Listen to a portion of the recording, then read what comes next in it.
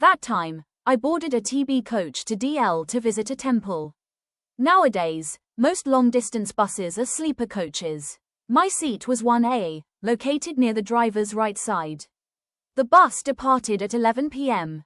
After settling into our seats and paying the fare to the bus attendant, everyone wrapped themselves in blankets and quickly drifted off to sleep.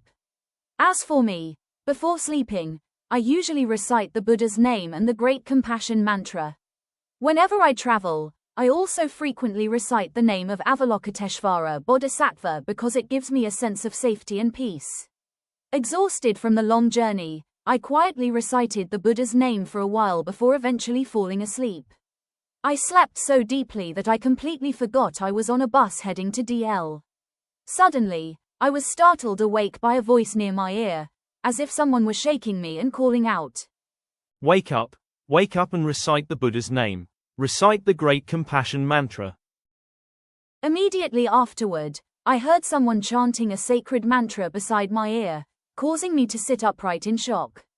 Looking around, I saw that everyone was fast asleep, snoring loudly. Even the bus attendant was sprawled out on the floor asleep. The only person awake was the driver, carefully steering the bus along the winding road. How strange! Who had spoken to me? Or perhaps, the bus had begun entering BL Pass. Well, whoever had awakened me, I decided to continue chanting. Dressed in my dark brown Buddhist lay practitioner's robe, I sat cross-legged, rubbed my hands together to warm them, lightly rubbed my face, then joined my palms together, straightened my back, and began reciting the Great Compassion mantra. I chanted with full concentration. Occasionally, I glanced through the front windshield and noticed that the bus was entering one of the sharpest and most dangerous curves on the pass. It was around 1 a.m., and the fog was thick and white. Although the headlights were shining brightly, vehicles traveling in opposite directions could only see each other clearly when they were just a few meters apart. Because of this, I noticed the driver constantly leaning forward whenever the bus rounded a curve, trying to get a clearer view of the road.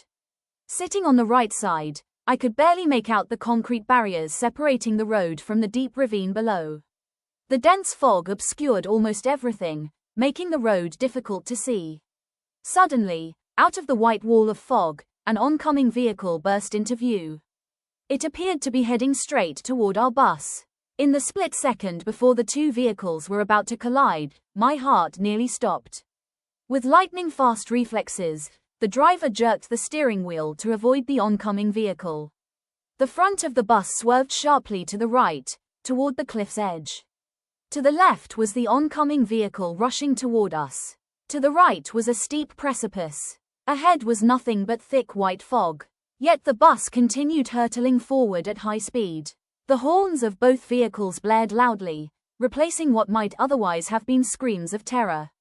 I was so frightened that I nearly froze. Instinctively, I cried out, Avalokiteshvara Bodhisattva, reliever of suffering and rescuer from peril, save us. In the blink of an eye, the two vehicles successfully avoided each other. Neither plunged into the ravine. After clearing the curve, the driver steered the bus back toward the left side of the road, closer to the mountainside, and gradually slowed down. Once we passed that treacherous bend, visibility improved and the road ahead became much clearer. The driver also regained his composure. He let out a long breath of relief, raised his right hand, wiped the beads of sweat from his forehead, and flicked them onto the floor. Then he turned around and noticed me sitting behind him. Everyone else was still asleep, perhaps from exhaustion or motion sickness. I was the only passenger awake, having witnessed everything from beginning to end. When the driver looked at me, I gave him a thumbs up to praise his remarkable driving skills. He seemed to understand and nodded in acknowledgement. I got off the bus at DT. Only then did the bus attendant wake up, completely unaware of what had happened. As I moved toward the exit and sat by the steps, I couldn't stop complimenting the driver's exceptional skill behind the wheel. He merely smiled and shook his head. After many years on the road, he knew that no one could rely solely on their own abilities. In a split second, anything could happen, even to the most experienced driver. I took out 200,000 Vietnamese dongs and offered it to him, but he politely refused. So I handed it to the bus attendant instead and asked him to share it with the driver. Feeling relieved, I stepped off the bus and continued my journey to the temple alone. Namo, greatly compassionate, greatly merciful Avalokiteshvara Bodhisattva, who hears the cries of the world, relieves suffering, rescues from peril, and responds miraculously to all beings.